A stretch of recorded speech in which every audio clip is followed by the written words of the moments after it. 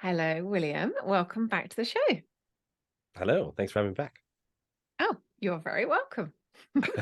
um, so we've been in a long conversation, kind of almost just starting to explore the very thing we're about to explore. Right.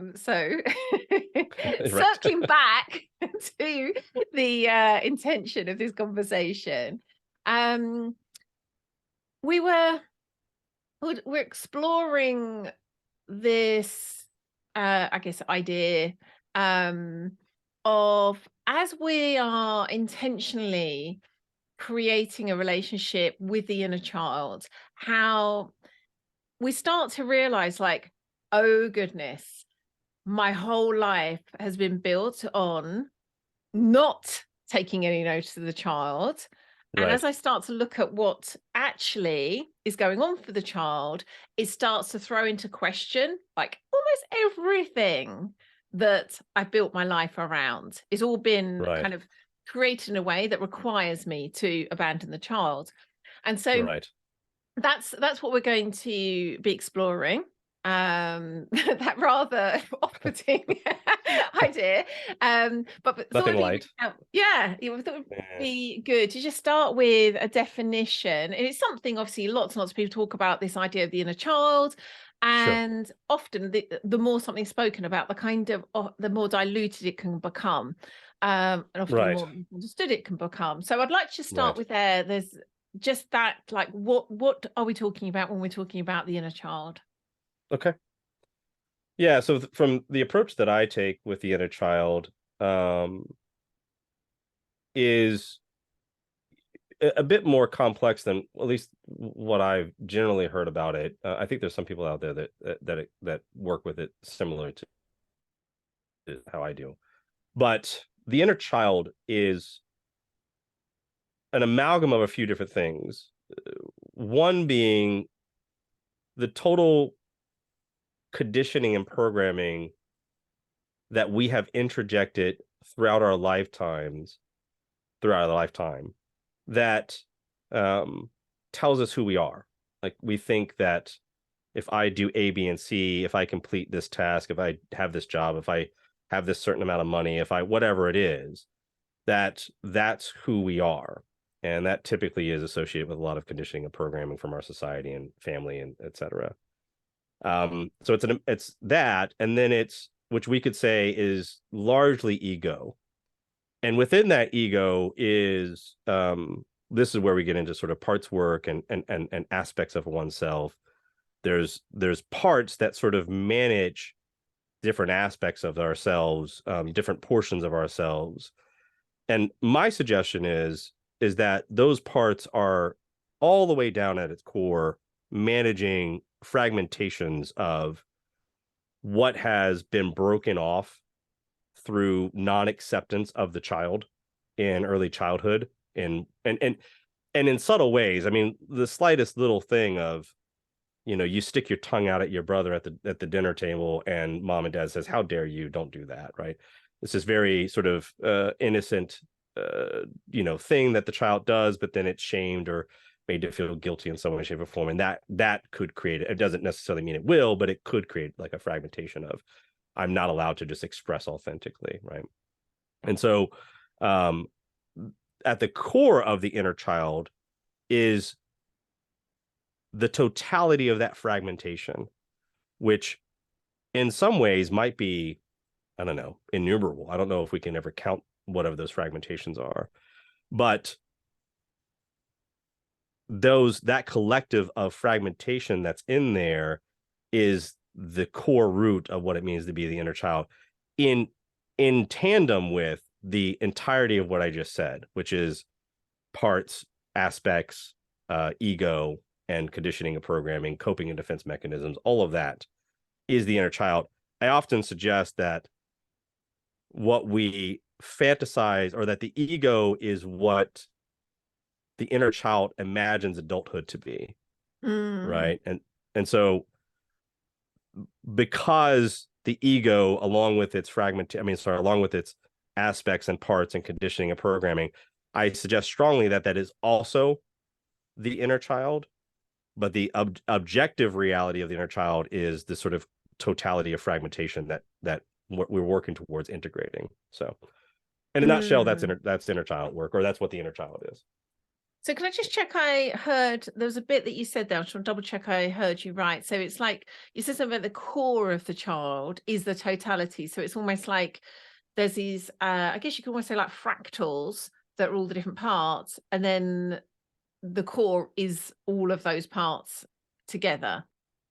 I would suggest that the core is actually, the core of the inner child is the totality of fragmentations that have occurred, as opposed to, because the rest of it is sort of imaginings that are placed upon or on top of those fragments, so that those fragments can function within a society that says that the original core wounding of the fragment, or that broke off the fragment, can belong. It finds a sublimated way to allow it to exist within the conditioning of programming. So when I say that the inner child, or like the ego, is what the inner child imagines adulthood to be, it's that most of the rest of it, parts, etc., are the imaginings, not the actuality of the inner child. It's the imaginings of the inner child. So it's a part of it. It's like the shadow of it. And this is where we're getting into sort of shadow work to some degree, but yeah. Excellent. Yes, that makes more sense. I think it seems strange the way I heard you said it. What you've just said now makes more sense.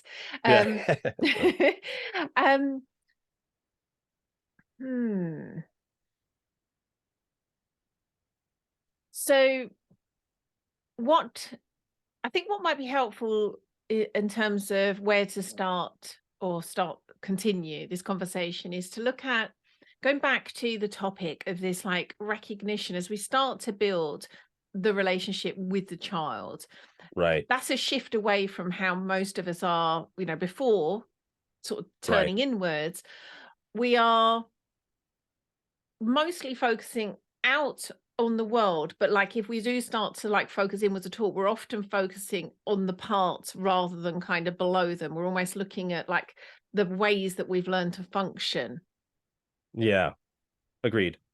Yeah, I think that, when like, and touching on that obviously the topic of how challenging that can be, is because that's, from a certain point of view, all those conditionings and programmings, the coping and defense mechanisms in relation to that, and the parts that are associated with managing all of that, are a part of an oppressive system that asks the child to not be the way that it is. So as we're working backwards through that in the inner child work, we are going to come into direct confrontation with systems that seem like the way things are, right? Like they seem like, well, the thing I'm supposed to do is A, B, and C. That's what I was told to do. And so then if you challenge that, if you question that in any way, shape, or form, in a functional sense, right, the whole system has to become a part of that question. But if your identity is built on that system, then the questioning of that system is a threat to the identity. Yes. Right. And so that becomes very, very scary. Absolutely. It's the sometimes we might use the metaphor of the water we're swimming in for something of this nature, and I think that's actually a good metaphor in the it's not unless we're fish. Imagine we're fish in this metaphor. In order to make this metaphor work, I need to be fish. Okay, go. So we're now fish. Right, got it. I'm with you. Let's do it. It requires the belief in the water in order to survive. And so we're not Correct, only having to kind of say, hang on, well, this is the water I'm swimming in, and I need to take this water I'm swimming into account. It's also the fact, like, it appears that my very survival depends on this water that I'm swimming in. Right. Well, and it's interesting because in imagining adulthood, it's kind of like we imagine that we're fish. Because those fish are designed to live within the system that they're put in. Oh, yes. But then we're really looking at, like, when we really question, like, then you have to go, am I even a fish? Oh my goodness. Yes, I love this so much. Yeah. And that's scary, right? That's like scary. Yeah. Yes, exactly. Because it's like, If you're told all your life you're a fish, then that's what you are. this is I think a really helpful way to see it. Hopefully listeners are with us. Yeah. I'm likewise. As soon as I heard that, I was like, oh, that works. That actually perfectly works. Yeah, no, I love this. So, and this is the challenge. It's like, oh my goodness, am I really a fish? And do I really need water to survive? It's like Right. everything gets put into question, which Correct. can be, as you say, very challenging to all the parts that have been created in service of being a Right. fish and surviving Correct. in water. Yeah. And I think to a large degree, this touches into like some of the challenges that can arise, which one of them being sort of either neurosis or psychosis. And they can arise because there's a part of us that intuitively sort of understands that something's wrong with the system that we live in, or even how we identify in that system. But we challenge that system through, because we're still operating through the ignorance of that conditioning, we challenge that system through that conditioning. We haven't Mm, yet to hold accountable the conditioning before we can actually question the system. And so then psychosis can occur because at some point the defense mechanism and the coping mechanisms go, you can't go further than that. But yes, there may be yes. something true to that. So how do we defend against that? And oftentimes we create some sense of neurosis or psychosis as a result. Now, and that's a Yeah. broad generalization, but I like that can be one result of those things. Yeah. Yeah, that really makes sense. Um, Going back to the very helpful fish metaphor, Sure. what I was hearing in what you were just saying is, I think for many of us that kind of like have been in this kind of work to any extent, I think we often start that way. We look out at the water Yes. and say there is something wrong with the water. You Right. know, the Yes. water itself is, toxic and ill-designed, the tank isn't set up right, and we start by questioning what's going on out there. And if we Right. there's a point either where, like you say, there's a kind of part in us that's like, that's as far as we can go, and so we'll Yes. just be in that constant relationship to the wrongness of the system. Right. But it's a whole, and I think for many of us, I think it can be quite discombobulating to kind of realize like how much of it actually, like, we thought we were looking at what was going on in here, but actually we were still doing it very much through the lens of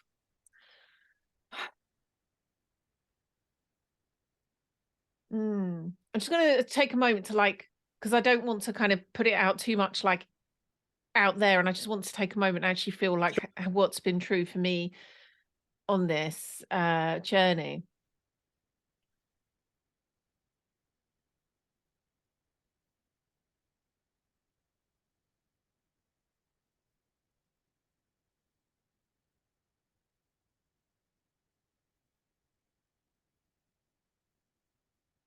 It feels as though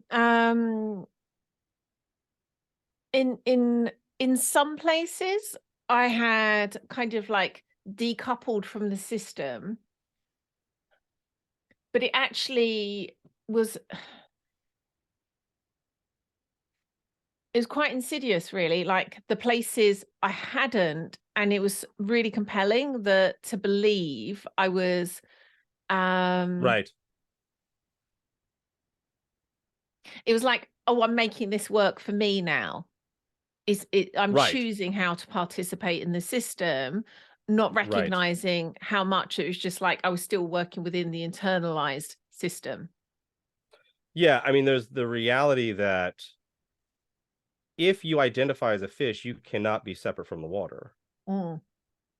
Right. Yes. And what we tend to try Mm. to do as a rebellion against the system that feels oppressive, we try to sort of distance ourselves from the water, or we try to feel like we have some sort of control over the water.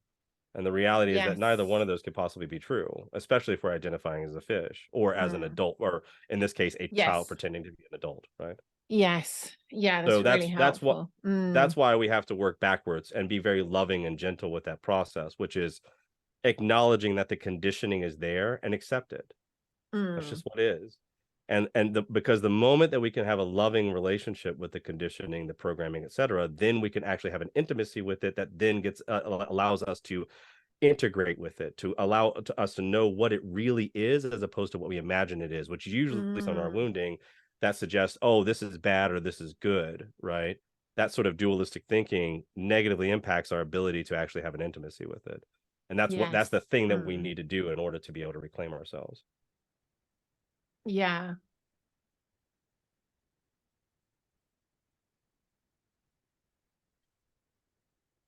So I think what might be helpful is if we talk about some of the things that, or some of the ways that conditioning might come up that are particularly, so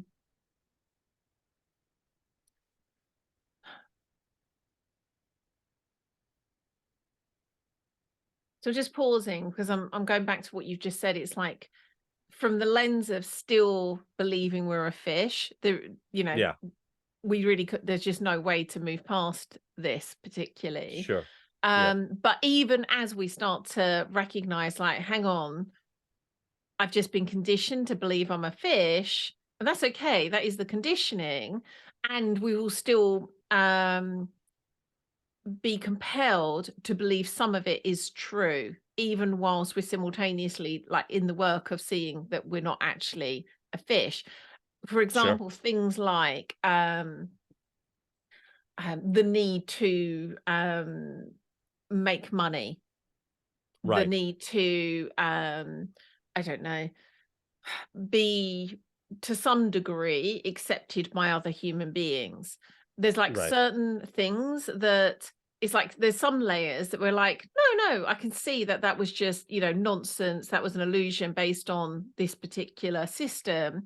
And there's other sure. things. It's like, well, actually, regardless whether I'm, a child or an adult, there's some things that are actually true. They are things I actually do need. Mm.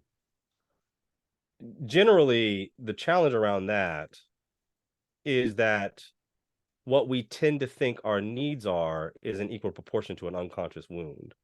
Mm, And that's why it's important for us as practitioners when we're working with people is to support a person's need, whatever they think it is. If it's money, fine, support that.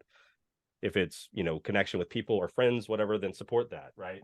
Because that's symbolic of a deeper need. And if they find more functional ways to embrace what they think is the need, then it allows them to create a deeper intimacy with it, as opposed to this kind of tug and pull that we constantly have mm. of like, yes, but it's too much work to need friends or like whatever. Like, well, if you Or I need shouldn't friends, need that because that's or you part of the should, conditioning. right, Yes. or I Mm, shouldn't need, because here's another conditioning is that codependency is bad, mm, right? And it's not. It's like we are codependent. Now we want to, like, there's a functional aspect of that, or a more functional aspect of that, or sort of a penultimate sense of that, which we would call interdependency, and codependency is sort of a shadow of that. But again, we can't just suddenly stop being the mm, thing we've been for 35 or 40 or 30 or 20 years. Like, we have to really have an intimacy with why we're doing it to then be able to transmutate it. Like mm, we can't do it any other way. So that's why it's encouraged to allow for, a person to acknowledge the conditioning and have an intimacy with the conditioning by practicing a more conscious awareness mm, around that, what that conditioning is, embracing the fact that they need money or friends or whatever, right? mm. And I notice that often when in that kind of practice, like continue doing the thing, but bring a consciousness Yeah, to the fact you're doing the thing. correct. Yes. This is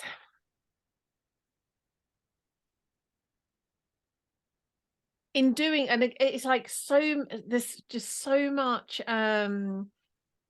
like attentiveness needed to like all parts of like that sounds simple. Okay, keep doing the thing and bring more consciousness doing thing I'm doing, sorry, bring more consciousness to the thing I'm doing and why Sure. I'm doing it.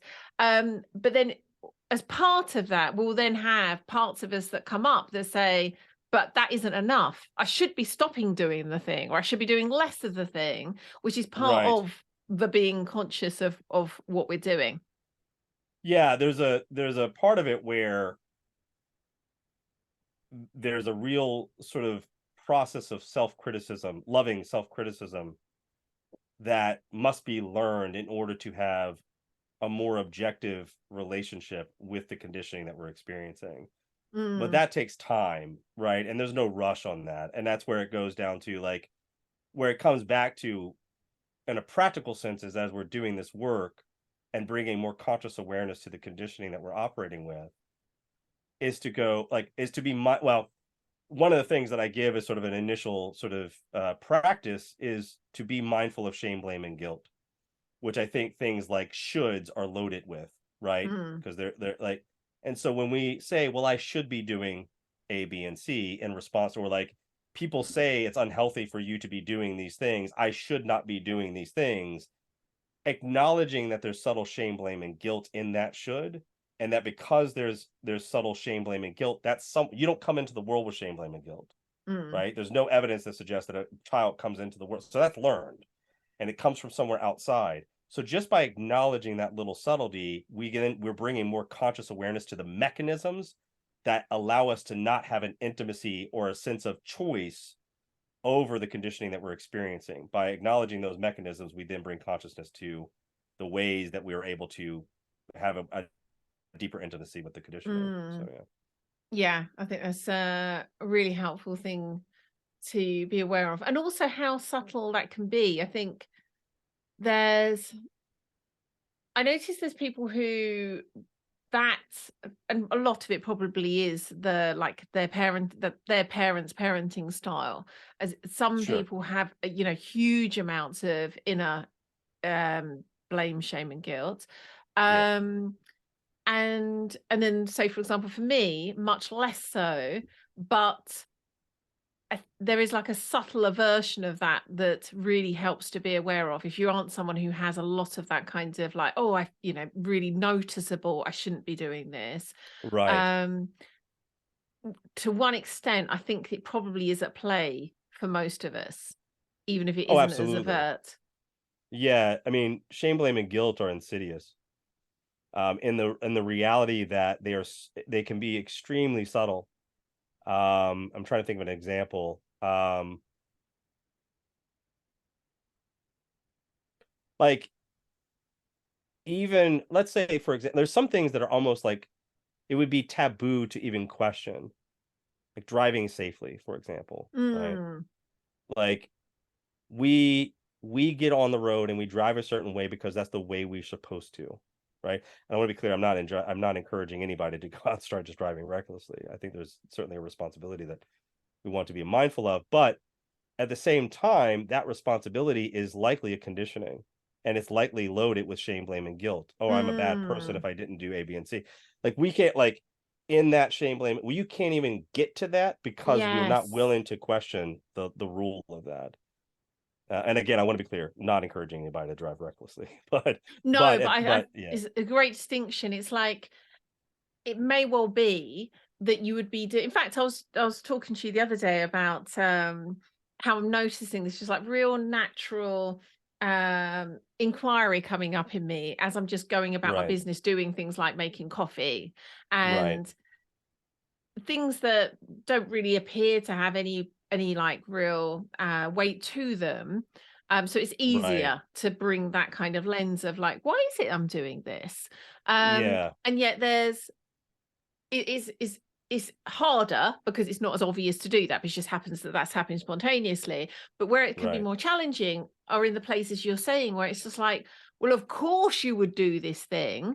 Whereas it may well be right, that you would do that, like just like in the instance of me making coffee, um, you would naturally, I say naturally, it's not the best word to use, but it's the one I've got at the moment. sure, You naturally would drive responsibly as right, a human being in relationship to everything that is, other humans included.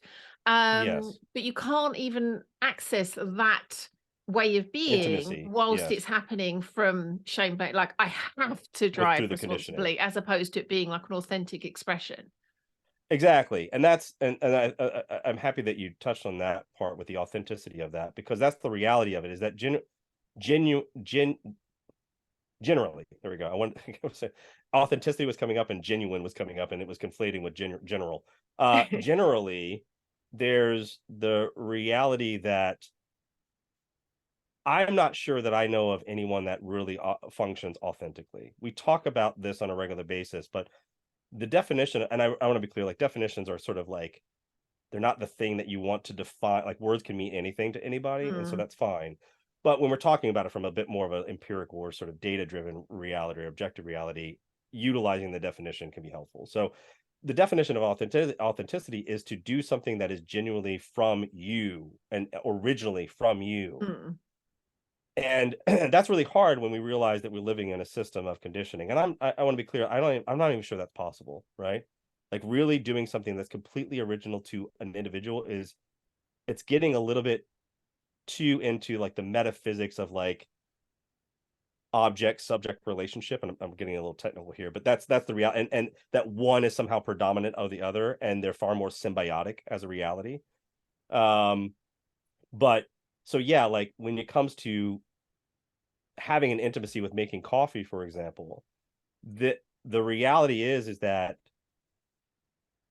there is a lot of conditioning and programming of even self-imposed maybe to our own selves, of like where our rationalization around getting up in the morning is just like, well, in order for me to function and do my job, I must have the coffee.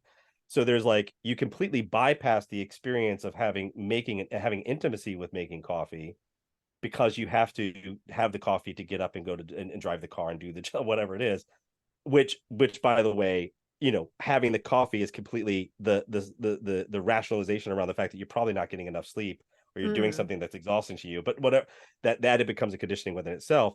To have an intimacy with it is to really go, I am making coffee, and that's amazing, right? That, and anything short of that is just, you're literally in a habitual process, which is by default a conditioning. Yeah. So they can be really, yeah, in that way it can be really subtle in ways that it keeps us from having an intimacy with everything, right? With the things that we're doing in the present moment. And I think this is really, we're talking sort of very Zen practitioner sort of stuff right now. I mean, this is a lot of what Zen, for example, meditation or philosophy is about being very fully present with things in the moment as you're doing that. And the things that stop us from doing that is oftentimes the conditioning and programming.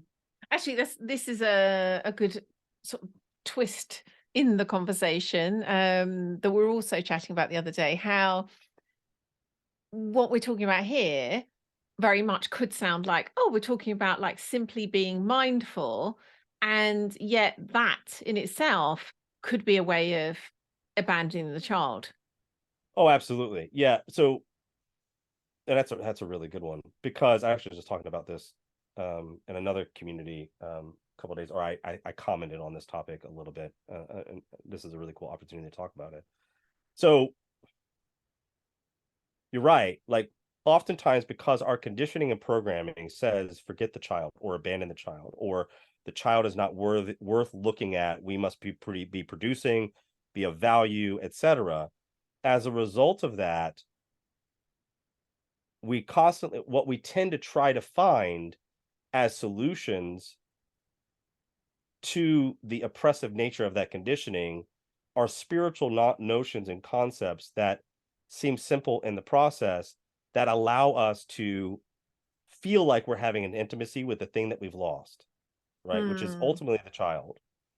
But when we assimilate that concept, we typically do so through the conditioning and programming, which is trying to find solutions or new coping strategies or new defense mechanisms, so that we don't feel like we've lost the child as much as we felt previously, right? So what comes up for that is the reality. This is a little bit of a tangent, but it applies, especially from the ultimate conversation of like, how do we recover the inner child in a real practical way, is we have to take into account the reality that things like mindfulness come from different sets of conditioning and programmings, different systems of ways of thinking, which we could consider Eastern philosophy or Eastern thought. And those concepts are, they're very beautiful and they're very helpful, but it's easier for the cultures that these sort of spiritual philosophies have developed in to be applicable to the person, because they're in the conditioning that manifested the spiritual concept. When we in the West attempt to assimilate or appropriate those Eastern concepts, we generally do not hold accountable the reality of our own conditioning and programming that's attempting to assimilate or appropriate that Eastern concept. So things like Mm. mindfulness get assimilated through the Western conditioning and programming of thought, but doesn't take accountability. And then we it almost becomes this sort of distorted monster, right? Of what it originally was, and then becomes like the Western version of it. But it completely, what it ends up usually doing is just a part of a system that continues to bypass the child. Yeah. In fact, our last conversation about fantasy versus fantasy, spelled Right. two different ways, Yeah. comes to mind. It's like we're relating to the thing, say for example, mindfulness, Right. but we're not, it's actually a fantasy that we are relating to, a Yeah. In that fantasy of case, mindfulness. yeah, in that case, what we're like from a Jungian perspective, it's an imago Dei, or an image of Mm, God, the image of the Savior. Like, and then specifically in a Western context, it is the image of the Savior. That by being mindful, I mm. will save myself from the conditioning that I know is oppressing me. Oh Right. yes. Mm, Right. And that and that's, but then the object of mindfulness becomes the Savior, as opposed to an intimacy of yourself being mm, the reality of that sort of practice, which I think mm, from a purely sort of Gnostic Christian perspective, that's always what Isho or Jesus was teaching, right? Is to be intimate with yourself and understand that you have that Christ within you. And that's mm, generally what all the spiritual teachings have always been teaching. But because the conditioning and programming externalizes Savior, then therefore the Savior must be external, either in a concept or a person. mm. Yeah, I love that. Hmm. Which, as a tangent, that also leads to what we tend to have an issue with when it comes to like romantic relationships, is that Hmm. Savior is other. Yeah. I'm I will have completion with a partner or so, whatever. Yeah, go ahead. completely. So I was just pondering again, as I've shared with you before, the my kind of path of inner work, let's say, very much began, wasn't particularly consciously chosen. I sort of like spontaneously landed onto it really, but That's was generally much how it works. more Yeah. like kind of like that kind of spirituality where I wasn't really approaching it consciously as a form of seeking, but I so can see Right. that was all part of it. Sure. Um, and and I think that's where it can be quite surprising when people have been, many of our clients have been in some form, and often many forms of work for many years. And it can be Hmm. quite surprising to see the like incredible amount of conditioning that we're still being operated by. Yeah. Yeah. And in And some ways more so, like it's not more so, but yeah, it, but it was, it go ahead. I think I know where you're no, going, but you finish it. I feel like it's almost like just got pushed down and another layer, like say, for example, talking about me personally, but what I'm Yeah. saying actually goes for many, many of our clients too. It's Yeah. like there's all the conditioning of life, and then the conditioning of whatever the work is, the spiritual practice, the personal growth practice that Right. kind of Right. gets added on top. And Yes. so then when we start to really see that, oh my goodness, I've been brought up to believe I'm a fish. Like it's quite shocking in a way, isn't it? It's just like, Oh yeah. oh my goodness, like Well, and what have that's all the, these years been about? yeah, I mean that's the part of it why it's really important to have, you know, while certainly I encourage, a practitioner in place that can have a loving and gentle approach to your process, right? But Mm, if you don't have that, to at least try to do that with yourself through your own self-acceptance, that you haven't, and I want to be clear, it's like it's not all for nothing, right? Like there have definitely been moments of, even if it has been that, which it likely has been, the process of we have all the conditioning, and then we're trying to find answers to that conditioning that we subtly understand, but we don't really have an intimacy with. And then we create an imago Dei of spirituality that says, this is now the savior. I'm now going to go and immerse myself in this practice so that I can decondition myself. We don't realize that we're just sort of layering on top of the conditioning because that's what everybody says we're supposed to do or whatever. And through that process, hold on a second, I lost my thought. You're talking about why it's helpful to have a practitioner, or at least have a self-acceptance. Well, as we're in. yeah, is that if we feel like it's all or nothing, right? If we feel like if we've done all this for nothing, then we lose the real, like, conditioning in that way is really beautiful. Like, there's lessons. This is why the alchemical statement, or like from a Jungian perspective, in the filth it will be found. It being the gold, the alchemical gold. That when we allow ourselves to have an intimacy with that conditioning that's occurring, and to say that it's not all for nothing, it's symbolic of deeper things, it's a part of my process, and now I'm really having a lens by which I can try, where I realize that I can begin to, well, in Vedanta we call it involution, where it's this like we're, instead of evolving and expanding into these new spaces, we're now going to turn inwardly and begin involving within ourselves. Or yeah, that in doing that, that has given you all the content that you need to get back to yourself. It's like a map, right? Because the symbol of the imago Dei of, say, spirituality of any form is it's a symbol that you have projected years of symbolic information of your wounding into. So it's super saturated with you, content of you. But we're just working, it's the blueprint or the map that takes you back to yourself. So it's very much worth it, but it can be daunting when the conditioning of scarcity, thinking that, like, we've invested this time, so I must have a reward as a result, comes into play in our relationship to it, because then it feels like all or nothing. The reality of it is that it is literally one of the most beautiful gifts that you have been given, is that conditioning. I love that so much. So two things come to mind, a statement and a question. Sure. The statement is, what you're talking about, that sort of scarcity and this sense of like, oh my goodness, all this time. And one of the things that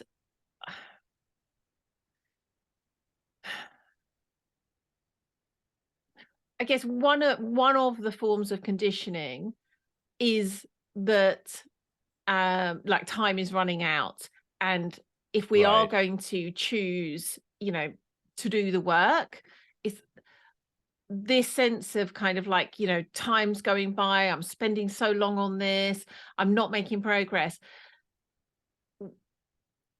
It's kind of like there's some sort of irony here. It's like the longer you've been in this work, the more you realize like how slow it is, but also like how, what's the best way I can say this? So just talking personally, but I don't think this is just personal. I've accepted that to such a degree, it doesn't even seem slow. It just seems like living. Yeah, right. It's just like, this is living. This work is like, it isn't really like, there isn't a measurable, like it's taking this long, because it's just taking as long as it is for me to live. It's just the thing you're doing. Yes. Does that make sense? I don't know if I said that very clearly. Yeah, no, it makes sense to me. Yeah. It's not like I'm just trying to like, how quickly can I get through this so then I can start to live? Right. Well, what I hear in that, and I think this is sort of the gem or the takeaway from that, is that through acceptance, and this is why I always encourage this to be the cornerstone of what people, like, self-acceptance itself is the cornerstone of alchemy, is to understand that if you are always trying to get somewhere else, then you are always somewhere else. You're never with you. Right. Yeah. And so if the goal of success, happiness, whatever, is 5 years in the distance, or if I do this practice enough times, then I will have the thing, then that's you continuing to project yourself out into some future thing that doesn't actually exist. Yes. You are the thing that exists in this moment. And so learning to accept the process of yourself is one of the greatest gifts that you can give yourself. And Mm. that, from an inner child perspective, is learning to accept the child as it is, which is the fantasy and imaginings of its own wounding. That's who you Mm. are, and it's beautiful just the way it is. You don't need to change that, right? The only thing Yeah. that well, go Mhm. ahead. No, it's just something, it was like you're saying as it is, and I was like, it's like as we accept ourselves, the child, like when we are and where we are, we're accepting the child as it is. Correct. Yeah. Mm. Yeah, absolutely. It's like, another way to put it is like, and I have kids. And for anyone who doesn't have kids, this may not be as tangible, and I know you do too. But the is that when a child has like an imagining or a fantasy, if we go into that fantasy and say, but that's not real, put that away, right? We're not accepting the child in that moment for their fantasy, for what they believe in that moment. And there's nothing wrong with that fantasy. It's usually symbolic of something that was really deeply meaningful to them. So, as adults to ourselves who are reparenting ourselves and the child within ourselves, in acknowledging the fantasy of ourselves, we're accepting our child as they are, which is that they Mm. have a fantasy of themselves, and that's perfect. That's a great place to start with it. Mm. Yeah, I love that. And again, the previous episode that we did, we went really deep into fantasy. So anyone who's kind of interested in this, that's the episode to listen to.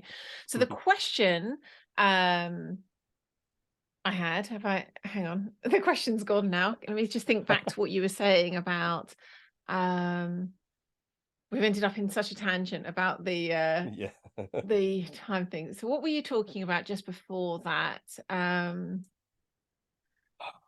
don't recall honestly. Day. It was something about, I think it was about the Imago Day, and Mm. oh, I know, the map back to ourselves. That's it. Oh yeah, okay, Um, okay. um, would you be able to give an example of that? Because again, so many listeners to this show I know have been in all kinds of work for many Mm. years, and so I think it would be really helpful if you were to give some examples of, it could be like particular kinds of work and particular kinds of um things that people may have seen about Modalities. themselves in that work and how that Yeah. might be a map to themselves. Does that make sense? Yeah, yeah. Well, I think what I hear you saying is like whatever they're projecting into the imago, if we're going to keep using that language for a second, like the imago of, say, New Ageism or Zen Buddhism or whatever the practice or the modality, whatever Mm, that practice is. What I'm hearing you saying is like, how do you allow for that to be the roadmap back to yourself? yes. Yeah, okay. Mm, So the first is accepting that that's where you go play. So in the imago of Zen Buddhism or Gnosticism or Taoism or whatever, that's where your inner child is going and projecting the symbols of its own salvation into. And that's really beautiful. It's amazing that it's having that opportunity to do that. So that's the first step, is just accepting that's what we're doing, that there's likely deep woundings within ourselves that have filtered through all of this conditioning and programming to end up and arrive at this imago day of spirituality of whatever form and shape it takes. And that we've been projecting years of that symbolic information into that. And to some degree, it's like a grandiosity of ourselves. This is where we're mm, getting into like some general narcissistic traits that we all have, that there's some inflated version of ourselves that we think is in that salvation, that we will be the best version of ourselves, right? And that's also completely understandable because so much of the child has been repressed for decades. So acknowledging that is the first part, and then the next thing to do is to simply go, if you can, recognize that when you're feeling in that playful arena of doing your spiritual practice or talking with somebody about spirituality or whatever it is, and you have some sort of common ground, that acknowledging that probably what makes you feel alive in your body, that somatic response to it, if you feel joy or happiness, or maybe you feel some fear or anxiety around the conversation, whatever. Or like, one of the big popular things to talk about right now is like the conspiracies of government or artificial intelligence or whatever. If you're in those realms and you're talking about those things and you have a somatic response that either feels good or bad, that somatic response, that body response, is a confirmation that what is being projected into the symbol of the imago Dei of spirituality, or the fear of some sort of government, whatever, is that there's a wound in there that is communicating aspects of itself and conflating into a larger symbol, this imago of something. Just move in that direction of going, I recognize my projections, right, and accept them. But as you're having those conversations, acknowledge those projections, acknowledging that they're probably loaded full of conditioning, and go still play in those realms, right? Still allow yourself to go play in them, but be more conscientious through your mindfulness with them, and through maybe some accountability, right? Accepting, but then also being like, right, I acknowledge this is probably my projections, and I'm going to work with that, but I'm still going to have fun here because it makes me feel good. Because at the end of the day, considering the fact that we're living through a system of conditioning, much of us go to bed going, God, I got to do it all over again tomorrow, right? It's okay for us to play an imaginary world. Allow yourself to do that, but just be more intentional and conscious for the fact that we're doing that.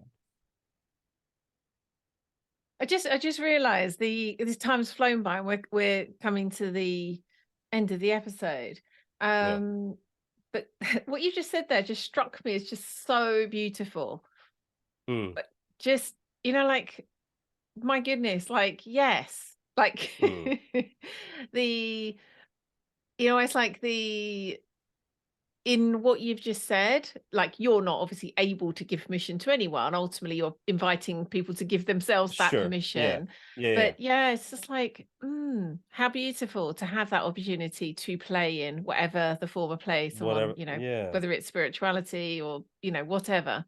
Well, and that's where, like, we're addressing, and I love the fact that that was touching. I hope it is for others in some way, shape, or form as well. Like, because that's where the conditioning of scarcity really, and this is, we could get into like capitalism and other things, like, because there's a lot of conditioning in those narratives that oppress upon the child that there's only a certain amount of time and there's only a certain amount of resources, right? Mm, But if in those spiritual concepts there's the idea that we are infinite, or at least there's something that is infinite, and that's like, this is where we're getting to logic, where like there's a contradiction in that, like it's either one or the other, or maybe it is a blending of the two. But have we really worked out, have we logically reduced that down to its basic parts and said, oh, this seems to be the fundamental truth of that either A, we are mm, infinite, or B, we have a limited amount of time, and neither one of those two exists at the same, like you can't have those be like existing at the same time, so one or other has to be true.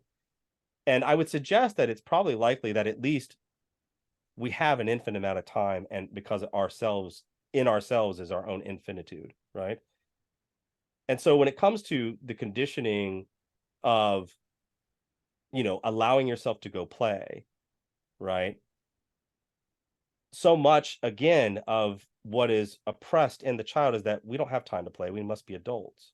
mm, And in the symbol of the imago Dei of spirituality is your fantasy and playtime that you have longed for since childhood, that was not allowed through the conditioning of programming and the oppression of family narratives, societal narratives, etc.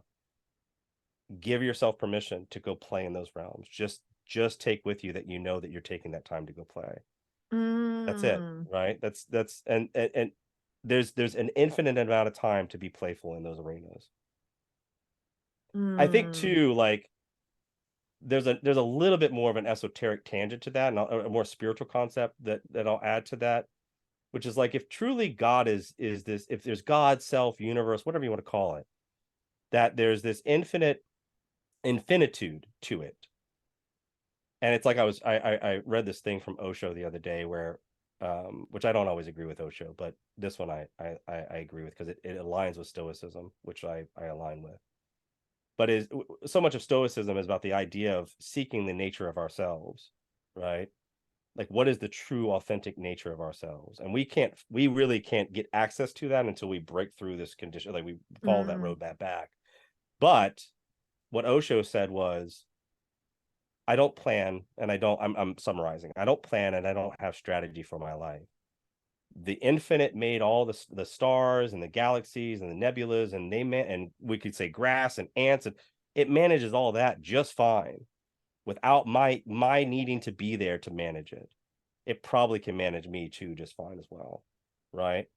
And when we allow for ourselves to have that sort of intimacy with life and God, or whatever, again, whatever you want to call it, nature, when we can have an intimacy with that, our harmony with life just begins to unfold, and it becomes a divine play, a divine game, a divine sort of curiosity of like, oh, that's interesting, that happened over there. I wonder what happens. I wonder what my role is going to be in the thing that just occurred, right?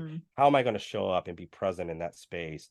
It's much more of an adventure and something that we can be curious and intimate with in that way, as opposed to constantly trying to control it and manifest something out of scarcity, as opposed to being intimate with the infinite abundance of life, which is already right there and perfect just the way it is, right? Oh, So yeah. allowing yourself to be in those realms and play in your spiritual fantasy of yourself is dipping the toes in that grander, greater reality of life.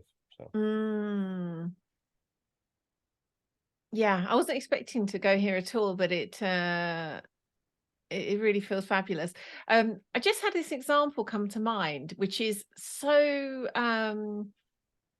like, given we're talking about spirituality here, this is like a much more mundane example, but I'm wondering it'd be helpful just to share this briefly before we close, because it's I think there's certain places that perhaps it's easier to recognize this is at play. And this is an example from this morning, where I'd say, because I've had this just spontaneous inquiry, like this little child's voice keep popping up in my mind, like, so why is it we're doing this? Like, what's going on here? Like, why are we doing this thing? And that was at play this morning when I was doing my makeup. And it was an interesting, it was like, I haven't got time to go through all of the kind of like layers of this inquiry. But what was really interesting is there's a kind of like an aspect of it, which is certainly that kind of like presenting myself a certain way because of X, Y, and Z, which were to do with conditioning. And then as I carried on going through that inquiry, I just realized there was just this like pure joy of like play and creativity that's like that's why that's a particular thing that I do, that yes, it happens to have these kind of conditioned elements to it, and it has this just like absolute just like joy of being able to like play with paints, really. On my face. On your face. Yeah, exactly. And it was so interesting, like it was me being able to be honest that like, yes, there is definitely there's been a conditioned element of that, which may or may not still be in play, but there's also this just like, just gorgeous adventure of getting to play in this particular way in this moment. I love that. I think that really succinctly sort of sums up the conversation, honestly, is that because you're literally describing what we're talking about throughout the whole conversation, which is like, you allowed yourself to be present, intimate, conscious of the fact that there's layers to the thing, the habit of whatever it is that you're doing, and you still allowed yourself to enjoy it, right? Because that's the thing you're doing. That summates in perfect analogy, I think. Yeah, what we're talking about in this conversation. It's amazing. Fish and makeup. Well, yeah, right. William, this has been just an absolute delight yet again. Thank you. I think we'll probably need to come back and have another conversation about something again at some point in the future. I think we've got endless things to talk about, but yeah, for now, that was wonderful. Thank you so much. Thank you so much. I appreciate it very much. Oh, and I ought to ask, where can people find out more about you and your wonderful work? Yeah. So last time I signed off, I said that I wasn't on Facebook as much, but I am a little bit more. You could find, a bit of my sort of philosophy or thought or how I approach things on Facebook. I can't remember. Just type in my name, you'll probably find it. which is William Apple. And then website wise, you can find me at psychodynamiccoaching.com. Which I think will be in the show notes. So, yeah. They will indeed. They will Yeah. indeed. Yeah. Thank you so much, William. Until next time. Thank you.